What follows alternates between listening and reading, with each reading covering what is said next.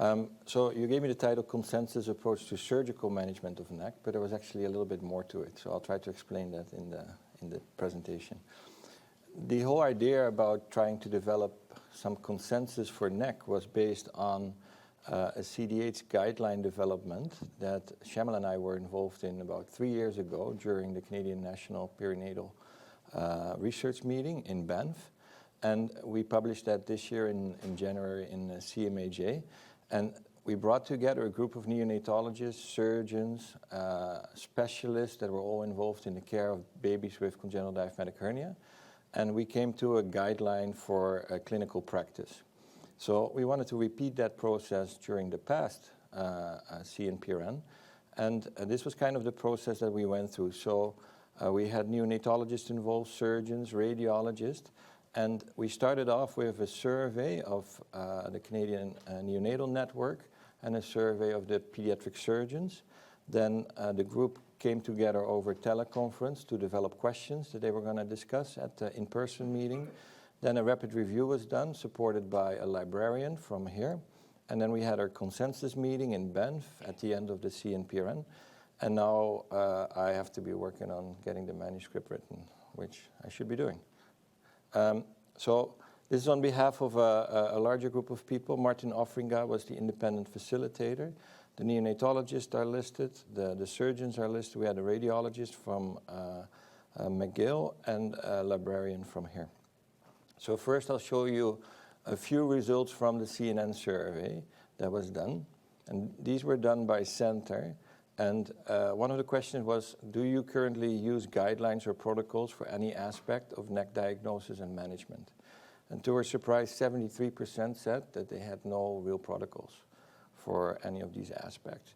There were some protocols for NPO, for use of antibiotics, but it's not really common in all the NICUs to have stringent protocols to guide management around neck. Diagnostic workup, some areas were a little bit more standardized, whereas others were not as common. You see them listed over here. Management of suspected neck, 95% would put their babies NPO, and then surgical consult in 32%. The surgical consult was determined by persistent signs or for all stages, but quite heterogeneous. Another question we asked is, when do you start feeds after neck? And 50% would do that without an X-ray, but almost 50% would do it with an X-ray. So again, there was not real good consistency between the groups. Only 7% of the CNN centers were using surgical guidance, which is fine. But I mean, sometimes we're involved in these patients as well, and some people are consulted for it and some are not. So we felt there was a need to kind of discuss this with a group of people that are involved in the care of these patients. And these were a few more things: management of suspected neck, serial X-rays, serial ultrasound, full feeds, and, when patients are on full feeds and human milk fortifiers, if they had blood per rectum, what would the units do? Would they stop and the feeds, or would they just observe, or would they start actually doing a septic workup? Quite heterogeneous. The last question we asked was, do you have a multidisciplinary follow-up program to follow these patients? Because there's more evidence coming out in the literature saying that these patients, when they are treated as a baby with neck, they might have long-term consequences for that. And the only way to find out about that is to actually follow up on these patients and make sure that we don't miss any things. Only 25% of the centers had a structured follow-up. And finally, we asked the group to rank the priorities of what they felt was most important to decide on as a group. And absolutely essential for this group was management of suspected neck, and a little bit less important was the treatment of post-neck episode. So this was the CNN survey. The CAP survey that we did before the actual meeting was a little bit different, but again, close to 70% of the centers did not use any guidelines or protocols when they cared for babies with neck. Survey demographics. If they had protocols, what kind of protocols did they have? Some had protocols for MPO status, for antibiotics duration, but nobody had any protocols for long-term follow-up. Again, so there was clearly a need for some kind of consensus around these areas. We gave the surgeons a few cases to determine what kind of workup or treatment they would install, and this was just an example. I'm not going to go into too much detail because I want to get to the actual consensus statements.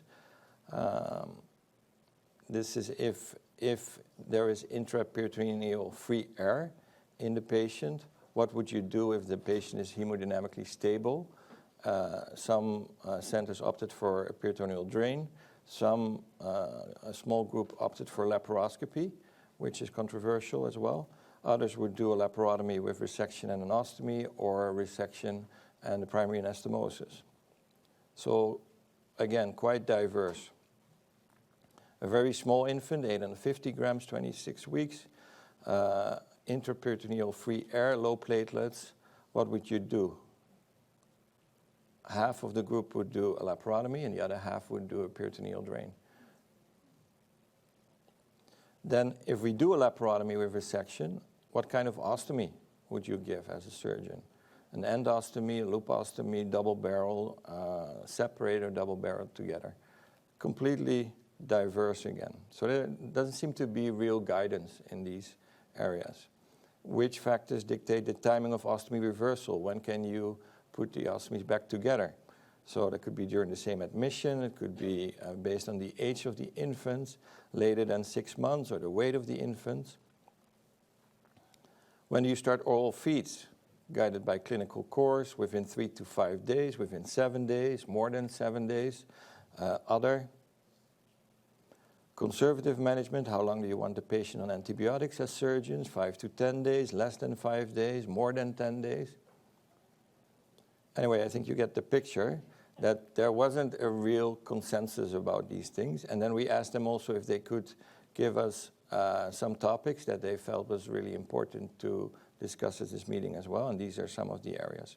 So then we had our teleconference and we decided on questions and blocks that we wanted to discuss. And then we met in Banff. And you can imagine if you're sitting in this glass-walled building that it's inspirational to get together and come together to a consensus.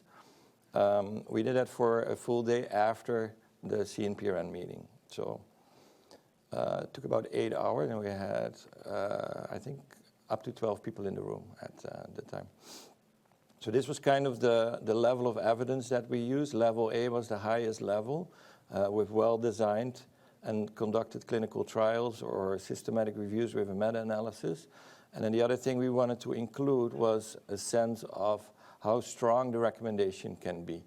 So was there consensus within the group that everybody agreed that this would be a strong recommendation? So the first block we discussed was the best treatment for perforated neck.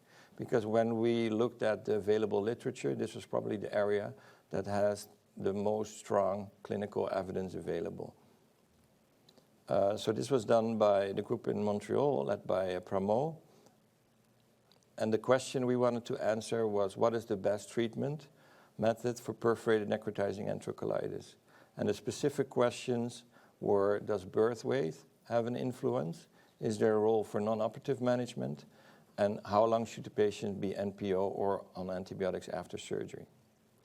So this is fairly detailed, but that's just the first one. The rest I'll summarize so that you get an impression of what we went through to do this.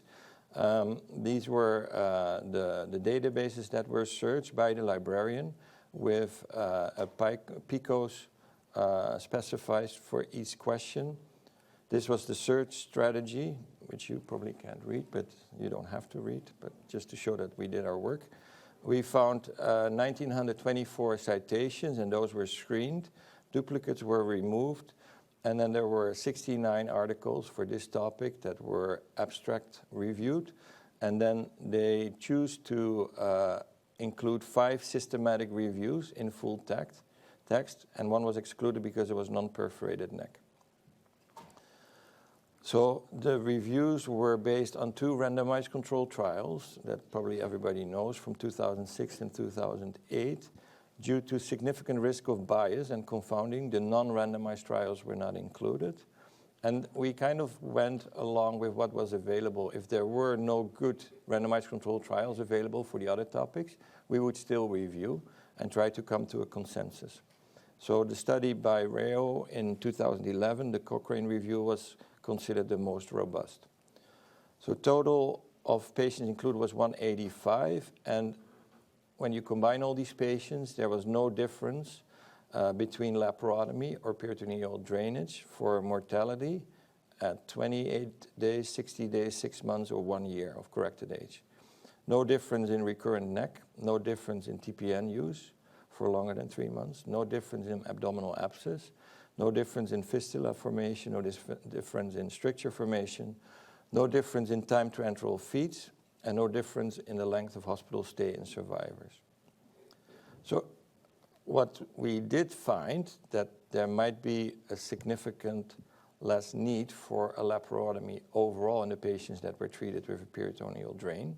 However, if they got a peritoneal drain, there was a higher need for subsequent definitive laparotomy after the initial procedure. These are some of the forest plots from the meta-analysis. This is mortality, and you can appreciate from the large diamond at the bottom that when it touches that 1, it means there was no difference. The same for mortality at 1 year of age, TPN after 3 months, need for laparotomy at any age. So there is a little bit of a trend, but it's very close to no difference for having more need for laparotomy when you have a peritoneal drain. So the limitations is that there were only two trials, and they're by now 10 to 12 years old.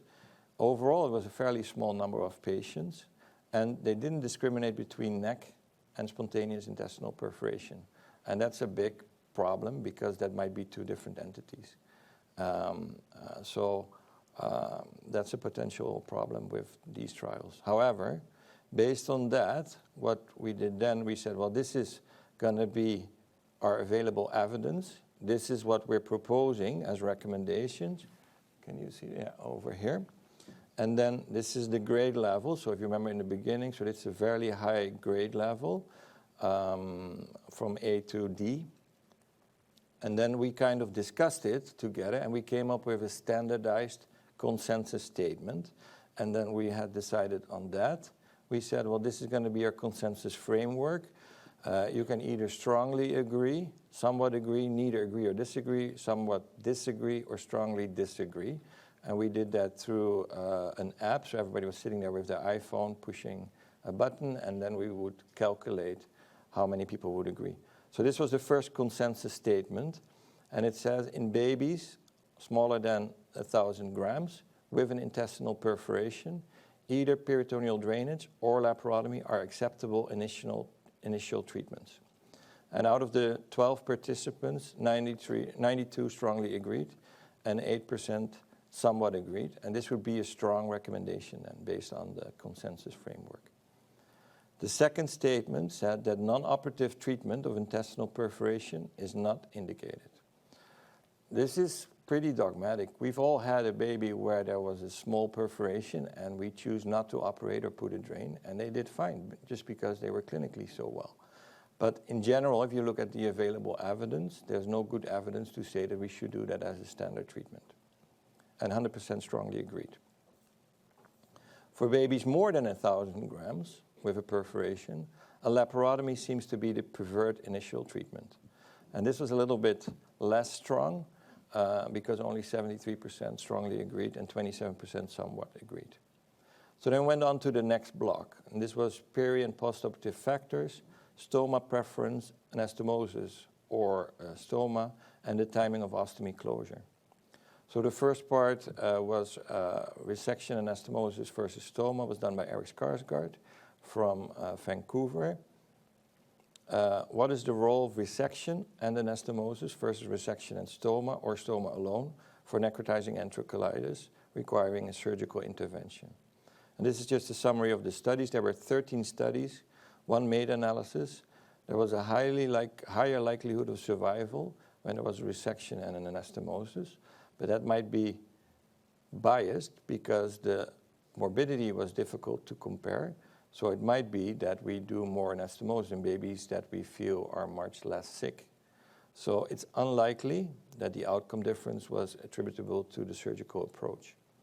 So the consensus statement for this block that we came up with was that while a stoma might be considered the default option, in a hemodynamically stable patient with localized neck, resection and anastomosis is an acceptable treatment. And there was fairly strong agreement with that. Considering ostomies, this was done by Dr. Melanie Morris from here in this center. What is the best timing for closure of an ileostomy after a neck? So 17 studies, 2 systematic reviews, mostly level 3-4 evidence. There was a trend for recommending a later closure, and some articles refer to the complication of ostomy closure and advocate for early closure to prevent things such as salt wasting or poor weight gain. Consensus statement based on literature review was that the optimal timing of ostomy closure is unclear.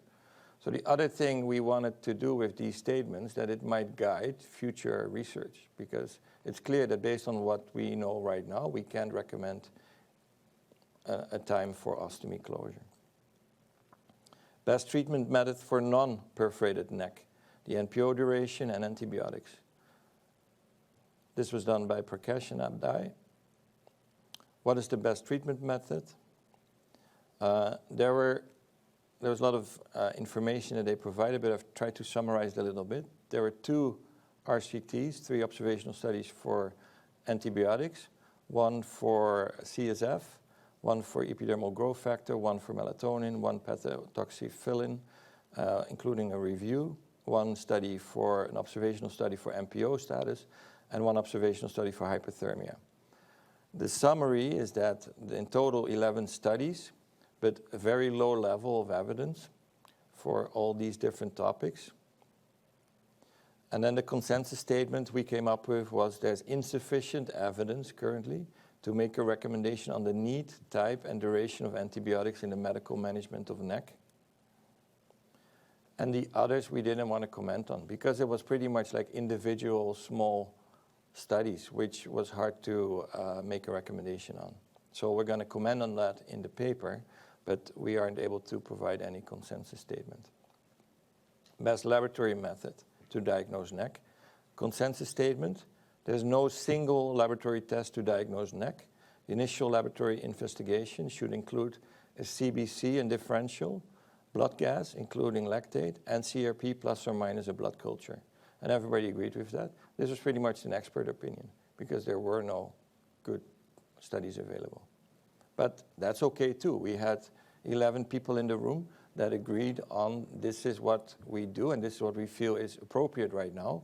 But we should probably do some more research to actually show that we're doing the right thing. In the context of an established diagnosis of neck, progression of disease is supported by any combination of worsening thrombocytopenia, increasing metabolic acidosis, absolute neutropenia, or increasing CRP. And again, a fairly strong consensus. So then we went to radiological methods to diagnose neck. That was done by the radiologist from McGill. And you've just heard a lot about radiology from Yasser, but I'm just going to summarize it quickly. The questions were, what is the role of a plain abdominal radiograph in the evaluation of suspected or confirmed neck? And what is the role of imaging adjunct, CT, MRI, NIRS? And then, we've already heard some background, so I'm not going to discuss this. The summary was that a decubitus cross-table lateral may be particularly useful to identify free air. NIRS is not been proven clinically effective yet. CT and MRI, very limited role and should probably be further researched. Consensus statement, plain, AP, and lateral abdominal radiographs remain the modality of choice for the evaluation of suspected neck, 100% agreement. Repeat abdominal films to evaluate progression of neck should only be performed in the context of clinical deterioration. So everybody does an X-ray sometimes in these babies every 8 hours or every 4 hours, just because. But based on what's available in the literature and based on consensus from the group, maybe we should change that practice a little bit. And then CT or MRI are not considered a standard modality in the evaluation of neck, so more research needs to be done. And ultrasound may be used as an adjunct in the radiological evaluation of neck. And that's just because what Yasser is showing hasn't been validated in really large studies yet. There's good, promising studies coming out, but it needs to be shown in larger studies to actually make this a higher level recommendation. And then the last block was post-operative factors, MPO after intervention, strictures, and long-term follow-up. So I did that one. The question, what is recommended for MPO after an intervention, treatment of fixed loop, and long-term follow-up for necrotizing enterocolitis. So feeding, there was only one study, which was a review, almost like an expert opinion. And that person included a systematic review within the review, but it was not, there was not a whole lot of evidence for this. The summary from that paper showed that there were no real relevant trials to make any good recommendations. The assumption is that mother's own milk is probably the first choice. No data on what is better if this is not available. Probably needs to be supplemented with fortifiers to meet your nutrient needs. No recommendation for timing, 1 week and full feeds over 7 to 10 days. Hydrolyzed formula after NEC. And poor long-term neurological outcomes of NEC may be partly due to poor nutrition. So the consensus statement for this was, in patients with NEC, no evidence-informed recommendations can be made regarding the timing of restarting enteral feeds. And it was a strong recommendation. When enteral feeds are started after NEC, mother's own milk, preferably fresh, should be used as a first preference. And when starting feeds following NEC, a standardized feeding regimen is encouraged. Strictures after NEC, there were only 2 papers from surgical journals, one from '91 and one from 2016. The first study, a prospective cohort, 50 patients, and they did an upper GI series and then a follow-through. And if abnormal, they would follow that with a contrast enema. And if that would be abnormal, they would do a laparotomy. If it was normal, then they would start feeds. The other one was a retrospective series, fairly large group of patients, 440 patients, and they found 17% strictures and 24% strictures in surgical neck. And the interesting finding they mentioned, and I don't know if we put that into our clinical practice, is that patients with a high CRP level have a higher chance of forming a stricture. And they didn't identify in this group of patients any patients with a stricture if they had a CRP lower than 46. So in a patient recovering from NEC, a contrast study to rule out stricture formation should only be done in case of failure to advance feeds, so not by definition. And then the last thing was follow-up after NEC.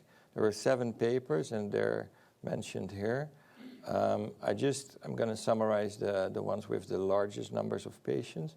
This is a retrospective review of prospective data, 24,000 infants from Vermont, and they compared 417 medical neck patients with 450 patients almost for surgical neck, and they had a structured follow-up program until 18 and 24 months. And they mentioned that extremely low birth weight survivors of mainly surgical neck have an increased risk of severe neurodevelopmental disability, post-discharge surgery and tube feeding. The other study was also a fairly large group, almost 3,000 patients with 124 surgeon neck and 121 medical neck, 18 to 22 months of evaluation, and they found higher neurological issues in the surgical neck babies, and also growth, development issues, and psychomotor development issues. Medical neck had no additional risk in this study. And then a systematic review of almost 8,000 patients with 821 in this group with neck. So this was a systematic review of follow-up. Median follow-up was 20 months, and 45% of the patients with NEC were developmentally delayed.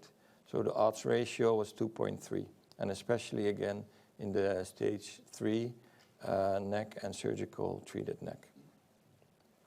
And another systematic review also found a higher odds ratio for neurodevelopmental impairment.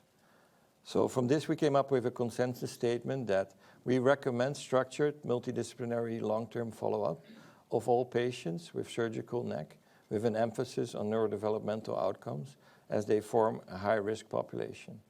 100% agreed. Structured multidisciplinary long-term follow-up of all patients with Bell stage 2 or more NEC is recommended with an emphasis on neurodevelopmental outcomes. Again, strongly agreed. And if you remember from the survey results, almost none had multidisciplinary follow-up programs. So even though the group felt it's important, there's evidence to show that we should be doing this, it's not happening yet. So I think we should try and push ourselves to start these kind of programs more long-term and develop them in a multidisciplinary way. So next steps is we have collected most of the parts of the manuscript, and I'm writing it as we speak. So I'm hoping to circulate it to the group that was part of the consensus meeting, and then we're preparing it for submission to CMAJ again. I would like to thank you for your attention. I'll be happy to answer any questions.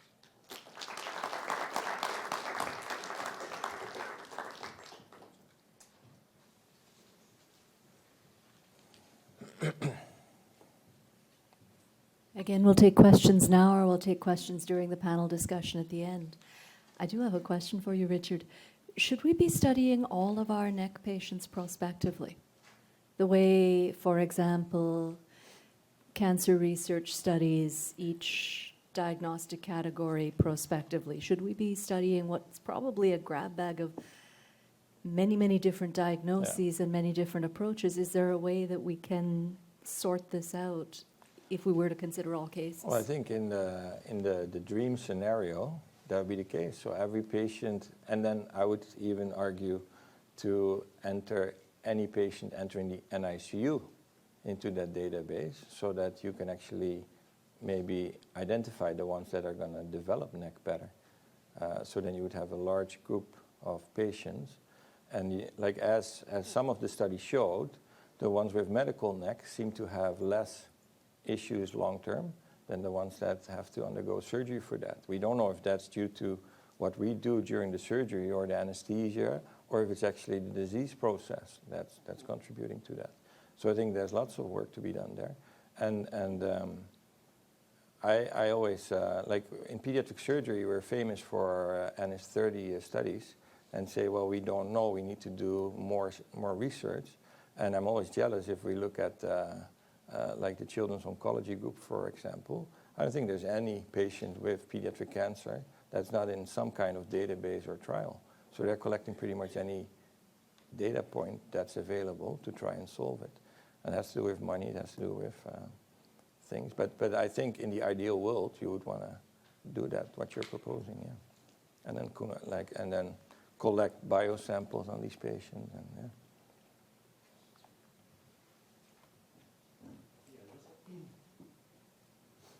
Thank you. That's very conclusive presentation about the consensus. I just have a comment about the modality of diagnosis. You're still considering X-ray, which is like that's available everywhere, and there is the persons who are performing ultrasound, that they are very few. Mm-hmm. So that's one of the main limitations. About the validation itself. So the problem that also referring to the question from Ruben, the absence of gold standards.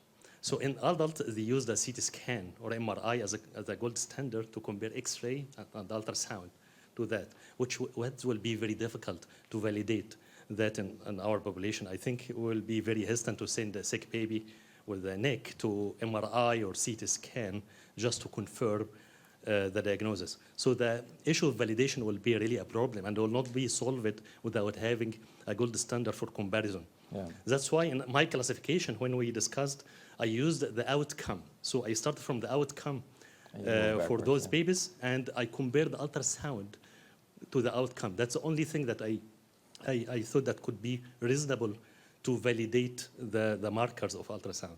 Well, I totally agree, and I think that's just a limitation and the best you can do. But again, in the ideal world of Shamila, if you would do ultrasounds on every baby entering the NICU, you'll probably be able to pick up at some point where it starts changing and where it starts to develop maybe into medical or surgical neck. And then you would develop your own kind of validation within your larger cohort. But again, then we need to clone you, and we need 100 Yassirs running around with 100 ultrasound machines. Yeah. Okay. Thanks so much, Richard. That was fascinating. Thank you. And highlights everything that we perhaps don't know. So, guys.